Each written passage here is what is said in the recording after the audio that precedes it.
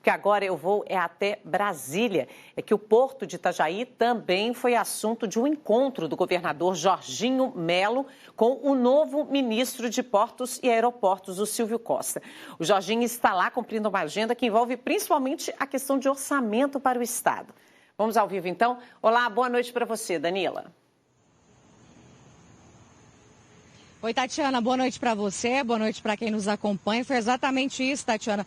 O governador Jorginho chegou aqui em Brasília direto para essa reunião no Ministério de Portos e Aeroportos com um novo ministro, o Silvio Costa. O ministro ele assumiu o lugar de Márcio França. Márcio já acompanhava aí as demandas, né, de Santa Catarina. Então, o Jorginho veio fazer aí a apresentação, né, do que o Estado está pleiteando junto a esse ministério. E entre essas principais demandas, claro, está o Porto de Itajaí, né, uma situação bastante preocupante para o Estado. Jorginho me disse que existe uma grande expectativa dessa empresa que ficou em segundo lugar aí na seleção assumir o Porto, né, e começar a operação, voltar a colocar o Porto para funcionar. Ele falou com o ministro sobre a importância disso, chegou a cobrar, né, a ajuda do Ministério, porque diz que os prejuízos são grandes, que a gente tem acompanhado aí ao longo dos dias. Além disso, ele também discutiu com o ministro a importância da drenagem no Porto de São Francisco. Essa é uma obra aí que precisa de um investimento de 200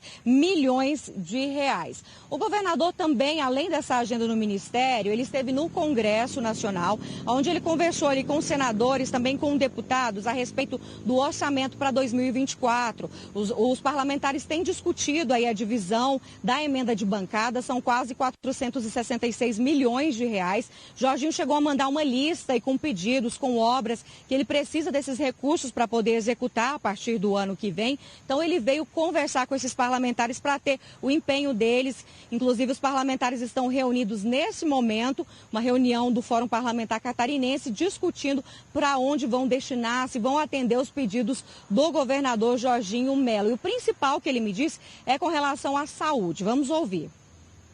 Nós temos muitas demandas na área da saúde, construção de hospitais, reforma, ajudar os municípios. Então, as emendas que os deputados e senadores têm são emendas para comprar equipamentos, comprar ônibus, comprar tratores em obra de estrada, que nós estamos precisando muito, e depois eles próprios fazem a entrega.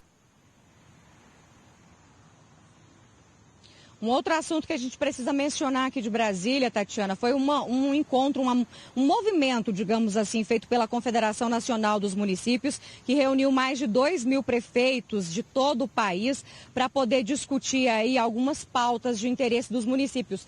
E a principal delas é com relação a perdas na arrecadação. Os prefeitos aí disseram que estão perdendo na arrecadação do ICMS, depois que teve aquela redução, né, em alguns itens que se tornaram essenciais no ano passado.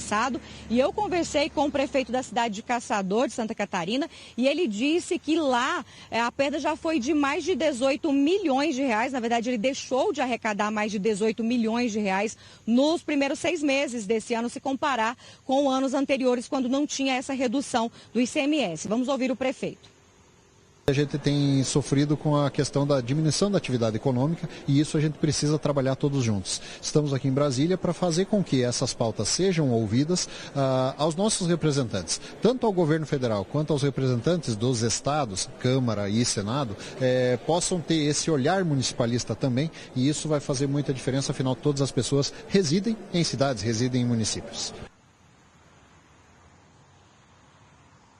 Tatiana, então daqui a pouco eu volto para trazer novidades com relação às nossas estradas, porque teve reunião do ministro Renan Filho, ministro dos Transportes, com a bancada de Santa Catarina, também com o secretário de Infraestrutura, e eu já trago essas novidades.